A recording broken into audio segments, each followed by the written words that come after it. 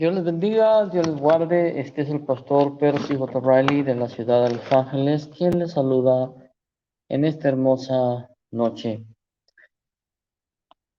El tema de esta noche se titula: Si Jesús pagó el precio de nuestro pecado, ¿por qué todavía sufrimos las consecuencias de nuestro pecado? La Biblia da las buenas nuevas de que Jesús pagó por el precio de nuestro pecado. Esto lo vemos en Efesios 1:7. Sin embargo, en muchas formas todavía sufrimos las consecuencias de nuestros pecados. Por ejemplo, un traficante de drogas puede llegar a ser cristiano en la cárcel, pero eso no significa que será puesto en libertad al día siguiente. Seguirá experimentando las consecuencias de sus pecados pasados. Un cristiano nacido de nuevo, que cae en adulterio, puede perder a su familia, su profesión, aún después de confesar y abandonar su pecado. Las consecuencias de sus pecados permanecen. El venir a Cristo no borra los efectos temporales del pecado. Por el contrario, nuestra salvación garantiza que no enfrentaremos las consecuencias eternas del pecado. La consecuencia del pecado es la muerte. Romanos 6:23.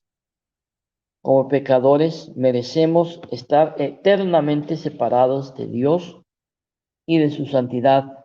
En la cruz, Cristo pagó la pena de nuestros pecados con su propia sangre. El que no conoció pecado fue hecho pecado por nosotros, segunda de Corintios 5:21. Sobre la base del sacrificio perfecto de Cristo, los que creen ya no están bajo la condenación de Dios, Romanos 8:1.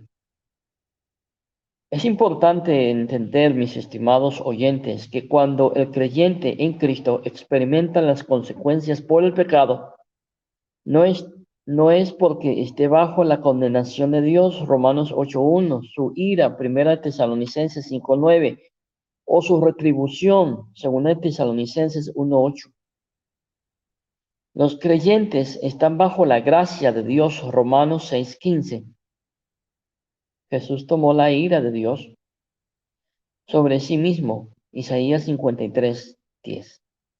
Las consecuencias del pecado que todavía experimentan los creyentes podrían clasificarse en una de estas maneras: consecuencias universales. Algunas de las consecuencias del pecado se experimentan permanentemente por cada ser humano en la tierra, porque todos, todos, mis estimados oyentes, tenemos maleza creciendo en nuestros jardines. Todos nos enfrentamos a desastres naturales. Todos nos enfermamos y envejecemos y finalmente todos morimos físicamente.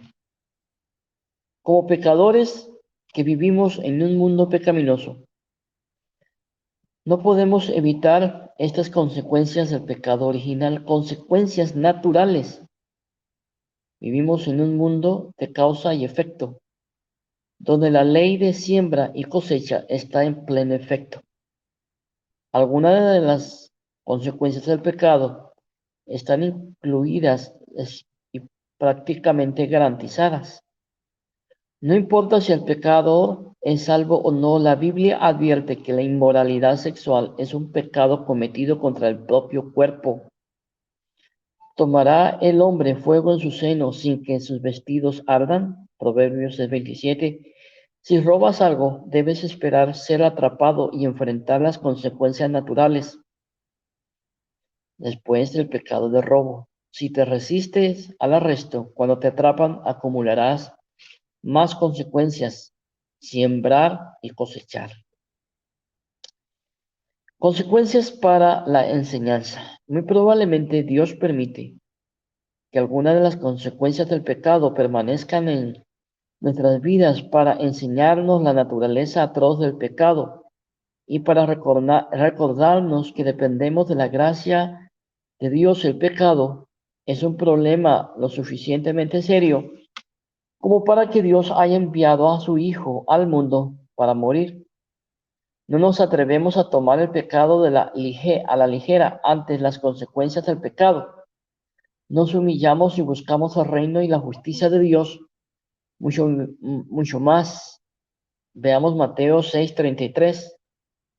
Cuando Ananías y Zafira fueron disciplinados por sus pecados, fue una lección para la iglesia y vino gran temor sobre toda la iglesia y sobre todos los que oyeron estas palabras. Veamos en Hechos capítulo 5, verso 11. También en 1 Corintios 5 y 1 Timoteo 1:20. Consecuencias disciplinarias. Algunas de las consecuencias del pecado son el resultado de que Dios nos trata como un padre para con sus hijos.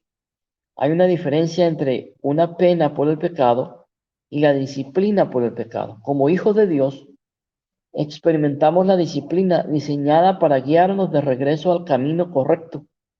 Hijo mío, no menosprecies la disciplina del Señor, ni desmayes cuando eres reprendido por Él, porque el Señor al que ama disciplina y azota a todo al que recibe por hijo. Hebreos 12, 5, 6.